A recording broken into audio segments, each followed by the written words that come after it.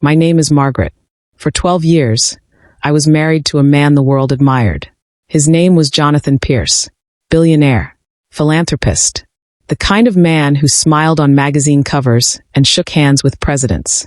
But that night, the night everything ended, I wasn't thinking about any of that. I was thinking about the way his hand felt when it touched mine across the table. Cold. We were at Le Bernardin. One of those restaurants where the silence is expensive and the lighting makes everyone look like they're in a painting. Jonathan had insisted we go. He said it was important. There are people I want you to meet, he'd said that morning, barely looking up from his phone. I wore the dress he liked. Navy blue. Simple. I'd learned early in our marriage that Jonathan preferred me quiet, elegant, forgettable. I was good at that. The table was long. Crystal glasses caught the candlelight. 8 people sat around us, business partners, their wives, a journalist from Forbes. Everyone smiled too much, laughed too loud. I sat beside Jonathan, hands folded in my lap. Margaret doesn't work, Jonathan said suddenly. I looked up. He was talking to the journalist, a young woman with sharp eyes and a recorder on the table. She's, what do you call it, a homemaker. He said it the way you'd say paperweight, something that exists, something that doesn't move. The journalist smiled politely. That's wonderful. Do you have children? No, Jonathan answered for me.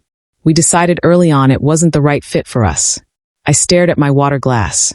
We hadn't decided. He had. Margaret's very supportive, he continued. She handles the house, the staff. Frankly, I don't know what I'd do without her keeping things running smoothly behind the scenes. Behind the scenes. I felt something crack inside me.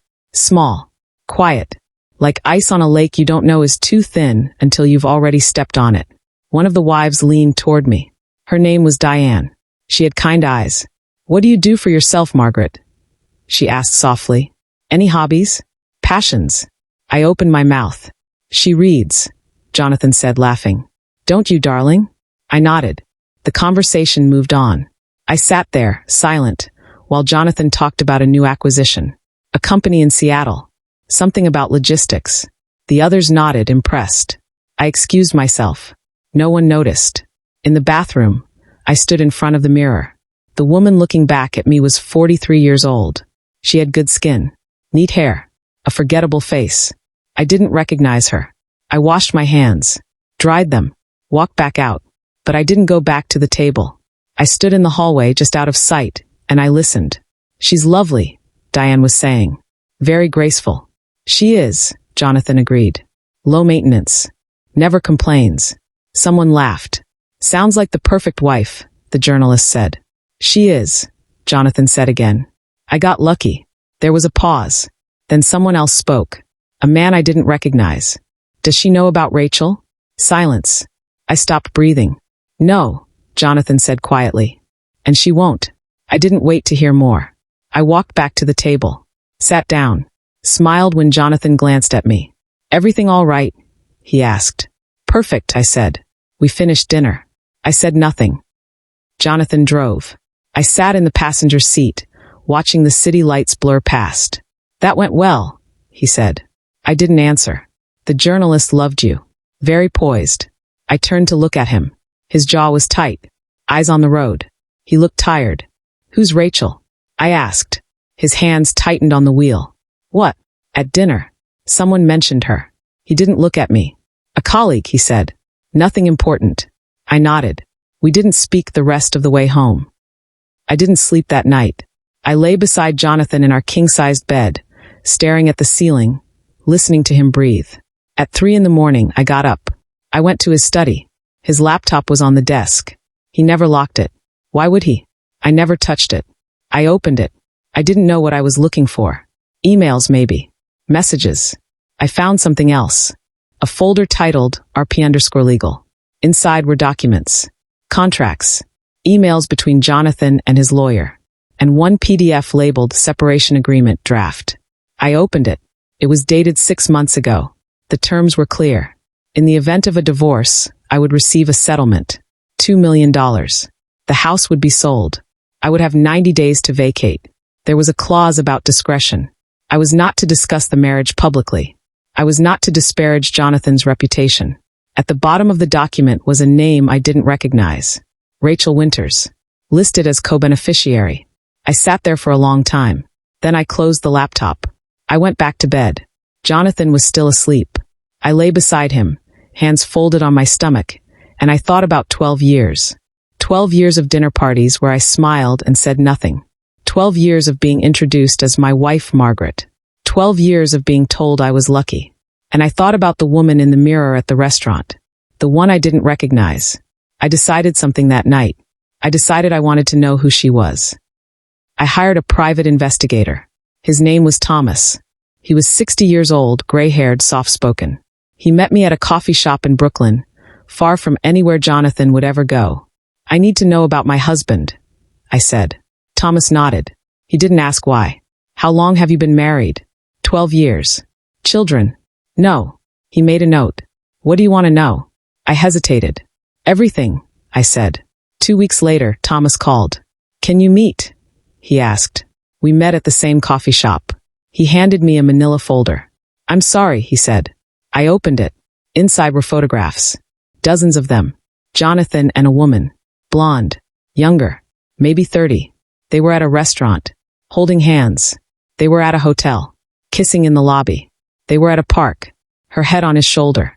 The last photograph was dated 2 days ago. I closed the folder. Her name is Rachel Winters, Thomas said.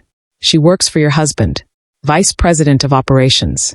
They've been seeing each other for 3 years. 3 years. I didn't cry. I thanked Thomas. Paid him. Walked home.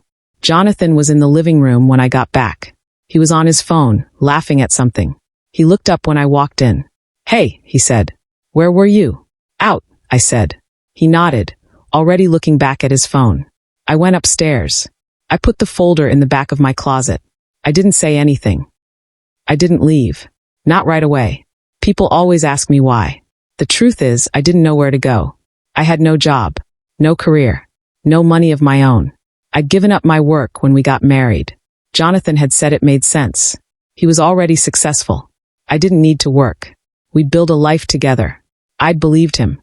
Now I was 43 years old with a 12-year gap in my resume and a husband who was planning to replace me. So I stayed, but I started watching.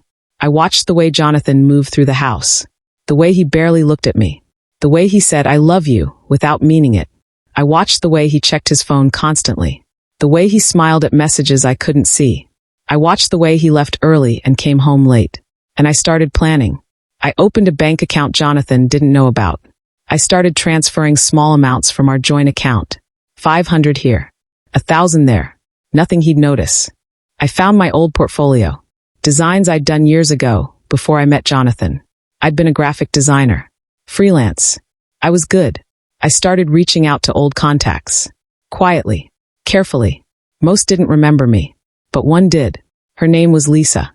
We'd worked together on a campaign 15 years ago. Margaret, she said when I called. My God, I thought you disappeared. I did, I said. I got married. And now, I paused. Now I'm coming back. Lisa gave me a project. Small. A logo redesign for a boutique hotel in Vermont. The pay was modest. $2,000. I worked on it at night, after Jonathan went to bed. It took me 3 weeks. When I sent the final files, Lisa called me immediately. Margaret, she said. This is beautiful. Thank you. I'm serious. This is some of your best work. I felt something I hadn't felt in years. Pride. Can I refer you to other clients? Lisa asked. Yes, I said. Over the next 6 months, I built a portfolio. I worked quietly. Late at night. Early in the morning. Jonathan never noticed. He was too busy with Rachel. I didn't confront him. I didn't cry. I just worked. By the end of the year, I had enough money saved to rent an apartment. Small. A studio in Queens. I signed the lease under my maiden name, Margaret Holloway. I liked the sound of it. I left on a Tuesday. Jonathan was at work. I packed one suitcase. Clothes. My laptop. A few photographs. I left my wedding ring on the dresser. I didn't leave a note. I walked out the front door, locked it behind me, and got into a cab. The driver asked where I was going. Somewhere new, I said. He nodded. We drove. Jonathan called that night. I didn't answer. He called again. And again. On the 4th call, I picked up. Where are you? He asked. His voice was tight. I left, I said. Silence. What do you mean you left? I mean I'm not coming back. Another pause. Margaret, what is this about? I almost laughed. You know what it's about. I don't. Rachel, I said. Silence. Long. Heavy. I can explain, he said finally. I don't want you to. Margaret, I want a divorce. We can talk about this. No, I said. We can't. I hung up. He didn't call again. The apartment in Queens was tiny. 400 square feet. A kitchenette. A bathroom with tiles that didn't quite match. I loved it. I set up a desk by the window. Bought a second-hand chair. Hung some of my old sketches on the wall. For the first time in 12 years, I had space that was mine. No Jonathan. No staff. No one telling me who to be. Just me. I worked. I took on more clients. Redesigned websites. Created branding packages. Built logos from scratch. Word spread. By the second year, I had a waiting list. By the third year, I hired an assistant. By the fourth year, I opened a small office in Manhattan. I called it Holloway Design Studio. I didn't advertise. I didn't need to. 5 years after I left, Holloway Design Studio employed 12 people. We worked with major brands, hotels, restaurants, tech startups.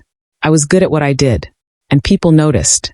A profile in Business Insider called me one of the most innovative designers in New York.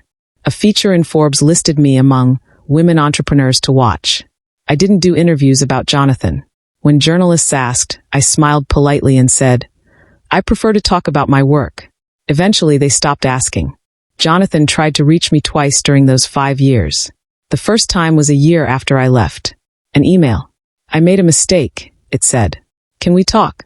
I deleted it. The second time was 3 years later. A letter, forwarded by my lawyer. I miss you, it said. I was wrong. I threw it away.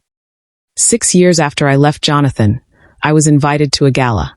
The New York Business Leaders Foundation. An annual event. Black tie. I almost didn't go, but my assistant insisted. You've earned this, she said. Go. Be seen. So I went. I wore a dress I designed myself. Black. Simple. Elegant. I walked into the ballroom alone, and I saw him. Jonathan. He was standing by the bar, a drink in his hand, talking to a group of men in expensive suits. He looked older. Grayer. Tired. I turned to leave. But then I heard my name. Ladies and gentlemen, the host was saying from the stage, please join me in recognizing this year's Innovator of the Year, Margaret Holloway. Applause filled the room. I stood there frozen. The host smiled at me. Margaret, please come up. I walked to the stage. The applause grew louder. I looked out at the crowd. Jonathan was staring at me. His face was pale. I accepted the award. I gave a short speech. Thanked my team. My clients. I didn't mention him. When I walked off the stage, Jonathan was gone. 2 days later, an envelope arrived at my office. Inside was a check for $2 million and a note. You were right. I'm sorry. Jay. I looked at the check for a long time. Then I tore it in half. Comment below. If someone who erased you from their life tried to apologize with money, would you take it? Or does some pain cost more than any check can cover? 3 months later, my lawyer called. Jonathan Pierce filed for bankruptcy, he said. I set down my coffee. What? His company collapsed. Bad investments. A lawsuit. It's all over the news. I pulled up my phone. The headlines were everywhere. Billionaire Jonathan Pierce loses empire. Pierce Industries files Chapter 11. I scrolled through the articles. Apparently, Rachel had left him 2 years ago. She'd taken a settlement. Started her own firm. Jonathan had tried to rebuild. Failed. Now he had nothing. I put my phone down. I didn't feel happy. I didn't feel sad. I felt nothing. I saw Jonathan one last time. It was by accident. I was walking through Central Park on a Sunday afternoon.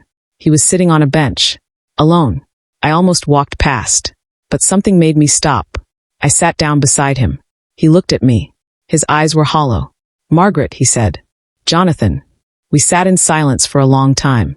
Finally, he spoke. You were right to leave. I didn't answer. I thought I had everything, he said. But I didn't know what mattered. I looked at him. You had 12 years to figure that out. He nodded. We sat there a while longer. Then I stood up. Goodbye, Jonathan. Goodbye, Margaret. I walked away. I didn't look back. Today, Holloway Design Studio is one of the most respected firms in the country. We have offices in New York, Los Angeles, and London. I'm 59 years old. I live in a brownstone in Brooklyn. I have a garden, a cat, a life that's mine. I never remarried. Some people ask me why. The truth is, I don't need to. I spent 12 years being invisible. Now I'm enough. But sometimes late at night, I think about that dinner at Le Bernardin. The way Jonathan's hand felt. Cold. The way I sat there, silent, while he erased me. And I think about the woman in the bathroom mirror. The one I didn't recognize. I wonder what she would think if she could see me now. I think she'd be proud. If you could go back and tell your younger self one thing about the pain you'd survive, what would it be? And would they believe you? The end.